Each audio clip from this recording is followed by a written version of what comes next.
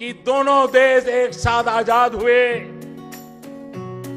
क्या कारण है कि हिंदुस्तान दुनिया में सॉफ्टवेयर एक्सपोर्ट करता है और आपके हुक्मरान टेररिस्टों को एक्सपोर्ट करते हैं? क्या कारण है? पाकिस्तान की आवाम से मैं कहना चाहता हूं, आपको गुमराह करने के लिए आपके हुक्मरान 1000 साल तक हिंदुस्तान से लड़ने की बातें करते हैं। आज दिल्ली में ऐसी सरकार बैठी है, मैं आपकी इस चुनौती को स्वीकार करने के लिए तैयार हूं। पाकिस्तान की आवाम, मैं आपको कहना चाहता हूं, हिंदुस्तान आपसे लड़ाई लड़ने को तैयार है। आओ आओ, हिम्मत हो, आओ हिम्मत हो, तो लड़ाई उस बात की लड़े। आइए हम गरीबी को खत्म करने का काम करें, आप अपने देश में गरीबी को खत्म करने का काम करें, हम दोनों लड़ाई लड़े। देखते हैं सबसे पहले अपने देश की गरीबी कौन खत्म करता है। आओ, पाकिस्तान की आवाम इसको पसंद करे। पाकिस्तान के नौजवान, आओ लड़ाई लड़े। पहले हिंदुस्तान बेरोजगारी खत्म करता है कि पहले पाकिस्तान बेरोजगारी खत्म करता है? आओ बेरोजगारी को खत्म करने की लड़ाई लड़े और देखें पहले कौन जीतता है। तो नरेंद्र मोदी का जो पैगाम है ना, ये कोई एटम की जंग का नहीं है या बंदूक की जंग का नहीं है। जो उन्होंने जंग कही है ना, वो कही है कि आवाम जो है ना, वो जो नफ़रत की पींगे झूल रहे हैं हिंदुस्तान में या पाकिस्तान में, ठीक है, ये बड़ा अच्छा एक स्टेटमेंट है उनका। मैं समझता हूँ ये ऐसे स्टेटमेंट होने चाहिए, ठीक है। खित्ते में अमन के लिए ये अच्छा पैगाम है उनका, अच्छा गेस्चर है। उन्होंने ये कहा है कि मैं चाहता हूँ कि हिंदुस्तान की आवाम नफ़रतें ख़त्म करे और पाकिस्तान की आवाम भी नफ़रतें ख़त्म करे। तो भारत के अंदर तो देखें तो नरेंद्र मोदी साहब जो हैं वो इंतहाई पॉपुलर हो गए हैं। 7वीं दफा अपनी जो होम स्टेट है उनकी गुजरात वो जीत गए। बाकी भी उनकी पॉपुलैरिटी हाई है, वो कि हिमाचल प्रदेश में वो पोजीशन उनकी मजबूत नहीं है और कांग्रेस आगे जा रही है। आप क्या देखते हैं, एक तरफ पाकिस्तान की वीक इकोनॉमी, पॉलिटिकल सिनेरियो जो है वो डिस्टर्ब है, और मैं देख रहा था कि एक पाकिस्तान के थिंक टैंक है इंस्टीट्यूट ऑफ स्ट्रेटेजिक स्टडीज, वहाँ पे पाकिस्तान के जो former chairman joint chief of staff committee है जुबैर अयाद साहब और बाकी लोगों ने जो है वो कहा जी कि थ्रेट फ्रॉम इंडिया जो है वो हमें रिलक्टेंट है, हम हमारी एग्जिस्टेंस को मसाइल है और ये वो। आप कैसे देखते हैं, एक तरफ मजबूत मोदी, दूसरी तरफ कमजोर इकोनॉमी, पॉलिटिकल पोलराइजेशन, और यही जो 75 साल से एक ही माइंडसेट जो है वो पाकिस्तान के थिंक टैंक्स में जो खड़ा हुआ है, आप इसको कैसे देखते हैं? ये क्या सिचुएशन डेवलप हो रही है सर? नमस्कार दोस्तों, प्यारा भारत वन में आपका स्वागत है। दोस्तों, मोदी जी ने कुछ साल पहले एक स्पीच दिया था और पाकिस्तान को चैलेंज किया था कि अगर पाकिस्तान में हिम्मत है तो आओ भारत और पाकिस्तान मिलकर जंग लड़ें, गरीबी से जंग लड़ें, बेरोजगारी से, और जंग लड़ें एजुकेशन से। देखते हैं कौन खरा उतरता है। इस पर पाकिस्तान की जनता का रिएक्शन देखते ही बनता है। साथ ही साथ मोदी जी के एक बार फिर गुजरात में बम्पर जीत की चर्चा पाकिस्तानी मीडिया में खूब हो रही है। तो चलिए दोस्तों, वीडियो को शुरू करते हैं। अभी जो ये मोदी का बयान है जिसमें उसने पाकिस्तानी अवाम को मुखातिब करके कहा है, क्या नौजवानों लड़ाई करें, किसके खिलाफ? बेरोजगारी के खिलाफ।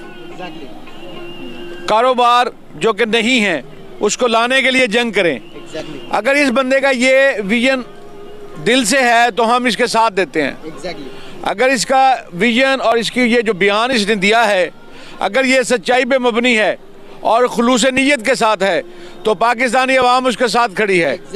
हम ये चाहते हैं कि दुनिया से गुर्बत ख़त्म हो, पाकिस्तान से गुर्बत ख़त्म हो, इंडिया से गुर्बत ख़त्म हो, हर इंसान को बुनियादी हकूक़ मिले, हर इंसान को बुनियादी ज़रूरियात ज़िंदगी मिले जो को उसकी ज़रूरत है। और अगर इस तरह से वो कर रहा है तो हम उसके साथ हैं। बिल्कुल चाहेंगे जी, बात तो उनकी ठीक है। हम ना तो फ़लस्तीन और इसराइल हैं कि आपस में लड़ते रहें, हमारे और बड़े मसाइल हैं जंग के अलावा, ठीक है ना? नहीं, और पहले जब मैंने कहा था कि वो जंग करना चाहते हैं तो आप क्या समझे थे इसको? नहीं, मुझे यही लगा था कि कोई उनकी इलेक्शन कैंपेन होगी तो पॉलिटिकल स्कोरिंग होती है वो वही कर रहे हैं वो कि जी ठीक है मैं इनके खिलाफ बातें करूंगा, और लोगों को जज्बाती करके वोट ले लेना, वो मुझे ये लग रहा था। लेकिन अभी अच्छा लगा मुझे कि उनकी अच्छी सोच है।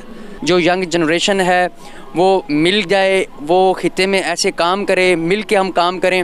असल में उनका ये मैसेज था कि पाकिस्तान और हिंदुस्तान इकनॉमिक कॉरिडोर जो है ये ओपन होना चाहिए, यानी कि बाहमी तिजारत होनी चाहिए।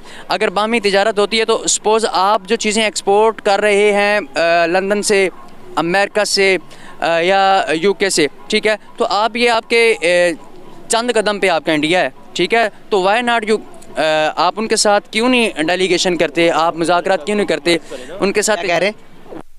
कंप्रोमाइज़ करें ना, क्योंकि हाँ हमारा जो कश्मीर का मसला है वो भी हल होना चाहिए ना। हमें कश्मीर भाइयों को नहीं भूलना चाहिए। और बाकी हम बात ज़रूर करना चाहते हैं कश्मीर के हवाले से।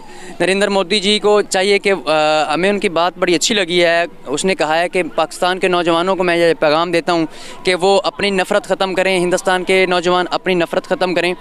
तो नफ़रत की एक लाइन खींची है ना, तो उसको ख़त्म करना पड़ेगा। वो नफ़रत की लाइन जो है वो है आज़ाद कश्मीर, ठीक है।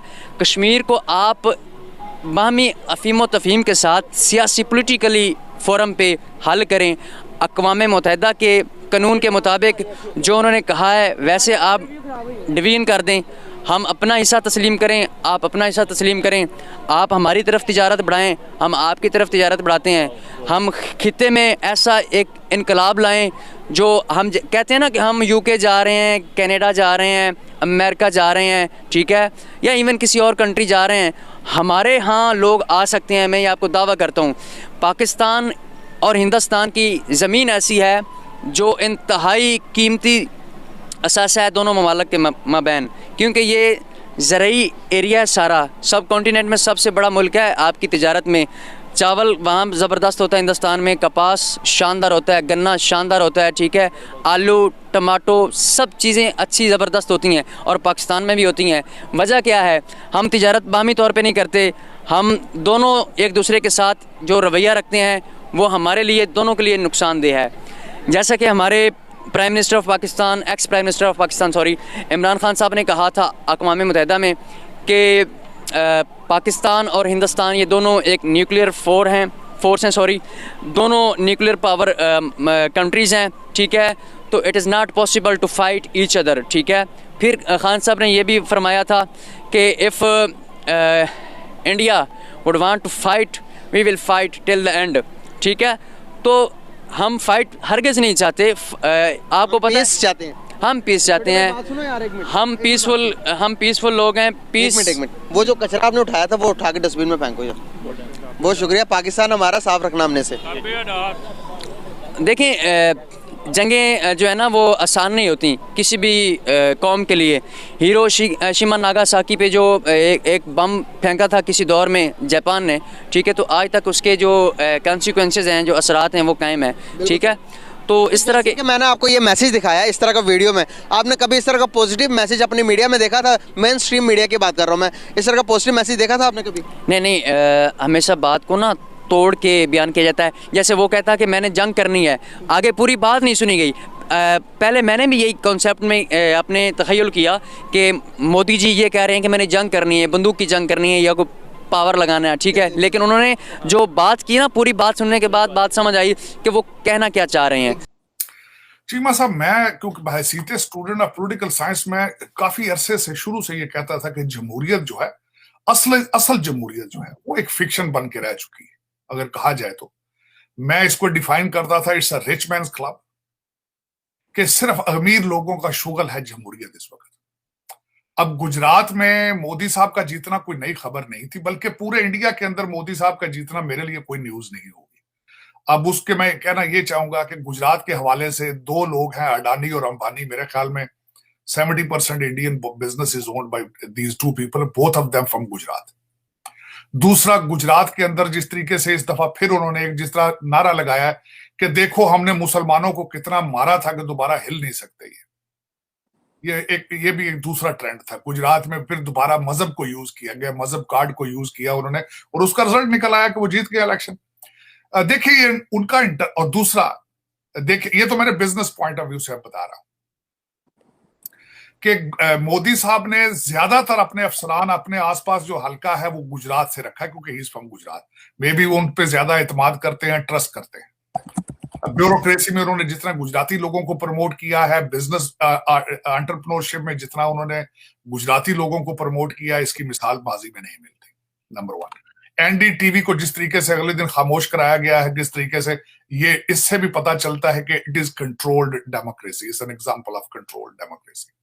ये जमहूरियत के फ्लॉज है। ये जमहूरियत is this is how it works when the politics goes into the pockets of the rich people, और फिर दोनों यारी दोस्ती में मिलके जो एक गैंग बनाते हैं, this is absolutely a best example of it। इसमें नुकसान किस चीज का है? आम वोटर का नुकसान है, इसमें नुकसान जमहूरियत का नुकसान है। दूसरा, उनका इंटरनल मैटर है, regardless how they do, how I become relevant, how you become more relevant. उसमें ये चीज होती है कि जब वो पाकिस्तान के मसाइल को, बॉर्डर को, कश्मीर को, मुस्लिम कम्युनिटी को, इस्लाम को जब यूज करते हैं for political reasons, then we become relevant to it. जो कि मैं इसको हमेशा, चाहे पाकिस्तान हो चाहे भारत हो, मैं ये बिल्कुल ये नहीं कहूंगा कि this is my one sided opinion about it. आप जब भी मजहब को यूज करेंगे या किसी एजेंडे को यूज करेंगे to gain the votes, to manipulate the mind of the voters, this is जमहूरियत के लिए वो नुकसानदेह होता है। मैं इसको सीरियसली कंडेम 3 चीजों को करूंगा इस इलेक्शन में। ना सिर्फ हमारे अमित शाह साहब ने इसको कहा कि देखें हमने इनको कितना मारा था कि हिल भी नहीं सकते, फिर उसको बजाय उसके बारे में कोई उसके अगेंस्ट कोई नहीं बोला। फिर उसके बाद मोदी जी ने उसको रिपीट किया, और फिर उसके बाद यूपी के प्राइम मिनिस्टर हैं, उन्होंने भी, जो चीफ मिनिस्टर हैं, उन्होंने भी इसमें इसी कार्य खैर में हिस्सा डाला, और उन्होंने भी इसको कहा कि हम मारेंगे, जलाएंगे, करेंगे। मोदी साहब की फिलॉसफी, जो मेरे अकॉर्डिंग टू पॉलिटिकल साइंस की मेरी नॉलेज है, मेरी एक्सपीरियंस है, ये पहली दफा आइडियोलॉजी मोदी साहब ने यूज की है कि मेजॉरिटी में से मेजॉरिटी के वोट लेने हैं। Hindustan, Bharat is a majority Hindu population, और उन्होंने इस पर रिसर्च करके इस चीज को अडॉप्ट कर लिया कि मेजॉरिटी हिंदूज में से मेजॉरिटी हिंदूज के वोट लेंगे तो हमें किसी दूसरी कम्युनिटी, किसी दूसरी आबादी, किसी दूसरी पार्टी की जरूरत ही नहीं।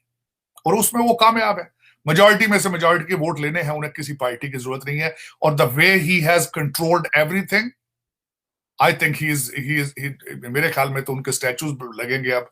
He will become maybe a ruler for another 20 years or 30 years or whatever।